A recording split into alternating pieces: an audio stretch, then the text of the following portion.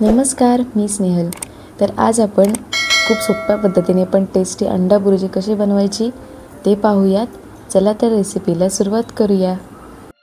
इथे जाड कढई घेतलेली आहे, त्यात साधारण 2 मोठे चमचे तेल घातलं। तेल गरम झालं की कढीपत्त्याची पानं घालायची, हिरवी मिरची घालायची। हिरवी मिरचीचं प्रमाण तुम्ही तुमच्या आवडीनुसार कमी जास्त करू शकता। हिरवी मिरची बारीक चिरून घातलेली आहे। बारीक चिरलेला कांदा घेतलेला आहे, तोही तेलात चांगलं परतून घ्यायचा। कांदा थोडा गुलाबी रंगाचा होत आला की यात थोडीशी बारीक चिरलेली कोथिंबीर घालायची। फोडणीतच बारीक चिरलेला टोमॅटो घालायचा। कोथिंबीर घालून खूप छान चव येते फोडणीत, नक्की ट्राय करून बघा। टोमॅटो मऊ होईपर्यंत परतून घ्यायचा आहे। यात मीठ चवीनुसार मीठ घालायचं।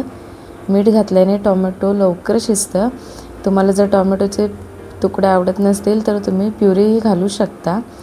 लाल तिखट घालायचं। तिखटाचं प्रमाण तुम्ही तुमच्या आवडीनुसार कमी जास्त करू शकता, कारण आधी आपण बारीक चिरलेली मिरची घातली आहे। हळद घालायची आहे, पाव चमचा धने पावडर घालायची। त्यानंतर जिरे पावडर घालूयात, तेही परतून घ्यायचं आहे व्यवस्थित तेलातच। गरम मसाला घातला।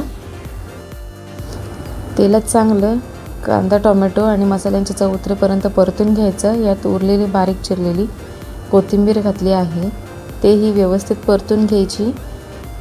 इथे 4 अंडी फोडून घेतलेली आहेत, ते यात घालूयात आणि मिक्स करून घेऊयात। मीडियम टू लो फ्लेमवर हे परतून घ्यायचं आहे, हलवून घ्यायचं आहे।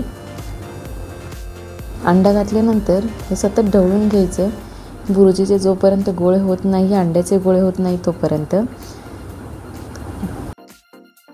तर इथे बुर्जी तयार झालेली आहे। वेज खाऊन कंटाळा आला असेल किंवा ऑमलेट खाऊन कंटाळा आला असेल तर नक्की ट्राय करून बघा। झणझणीत चमचमीत टेस्टी अशी अंडा बुर्जी नक्की ट्राय करून बघा। ही रेसिपी कशी वाटली ते कमेंट बॉक्समध्ये कळवा।